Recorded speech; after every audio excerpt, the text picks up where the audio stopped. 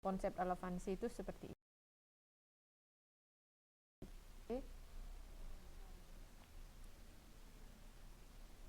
Kemudian ada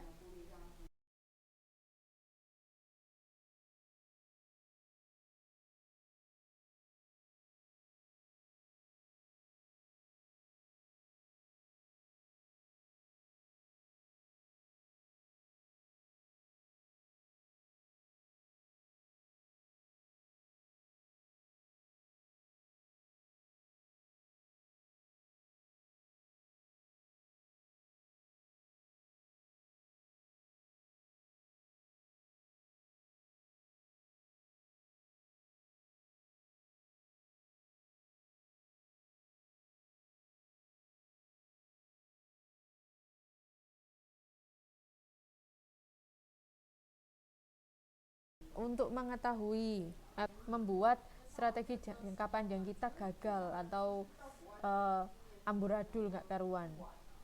Jadi tetap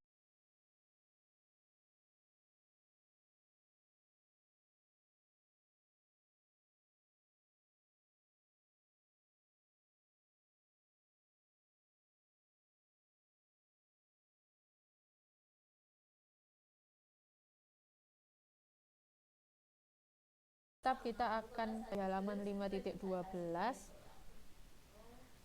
cost relevan. Yang poin kedua, cost relevan merupakan cost masa depan yang berbeda pada setiap alternatif.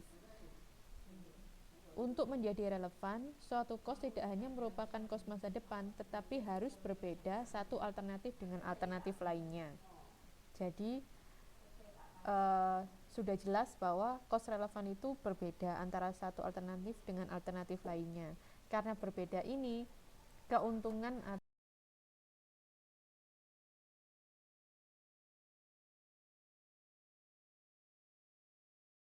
atau ya keuntungan yang lebih besar itulah yang akan kita pilih.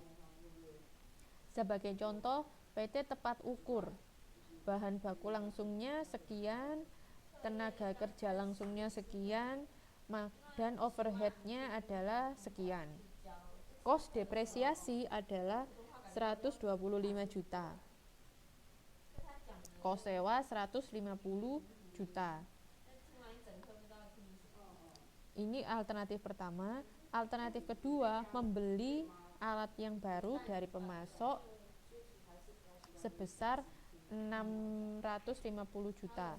Jadi kalau membuat alternatif satu, yaitu membuat alat pengukur sendiri. Alternatif dua, membeli dari pemasok.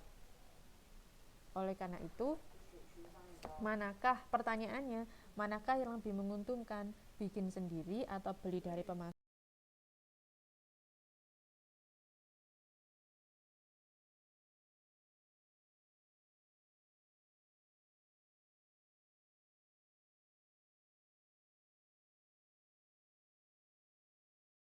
Seperti itu.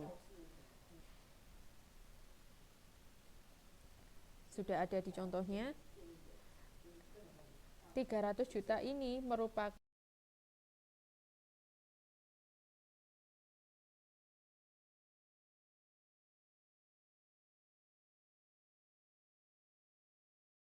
kalau kita alternatif A, kalau kita tidak membeli, berarti biaya itu adalah 300. Alternatif B, kalau kita membeli, berarti biaya itu adalah 0. Seperti itu. Jadi relevan, biaya relevan dan tidak relevan tadi kan, kalau relevan berbeda-beda setiap alternatif. Alternatif A 300 juta, alternatif B 0 juta, karena dia tidak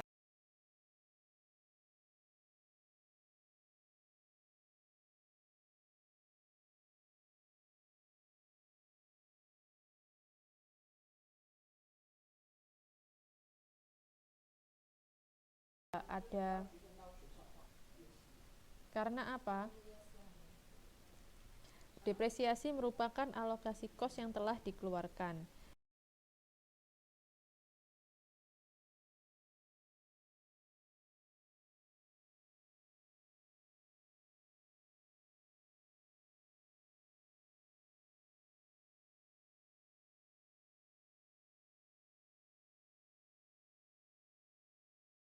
depresiasi, maka cost ini tidak bisa kita sebut sebagai cost relevan.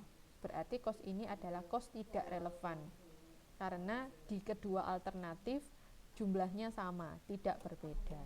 Dan tidak bisa dipengaruhi jumlahnya, tidak bisa dirubah-rubah jumlahnya. Kalau tadi cost tenaga kerja, alternatif A membayar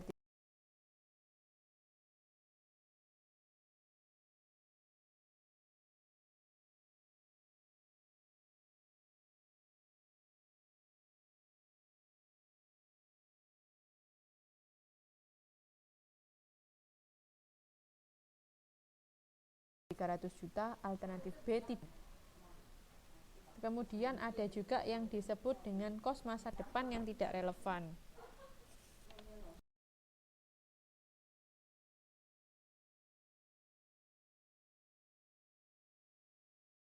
Yaitu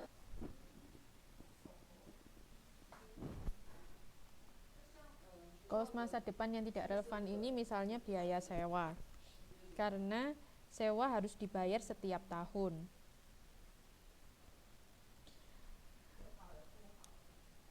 Apakah kos tersebut berbeda antara alternatif memproduksi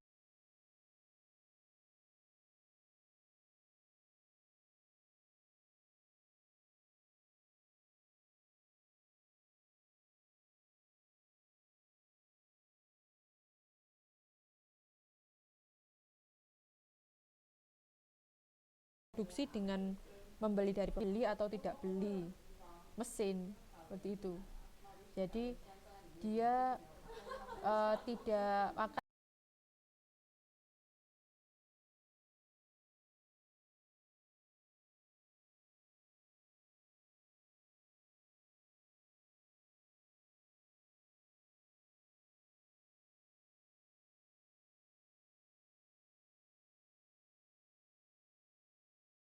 mempengaruhi keputusan seperti itu. Kemudian ada perilaku dan penerapan isu.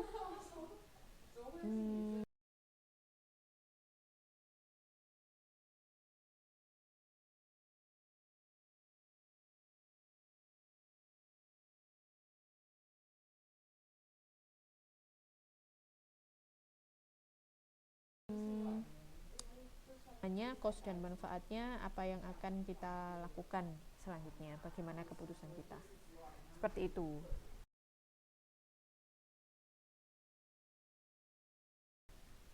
Sudah. Di sini teman-teman ada yang mau ditanyakan?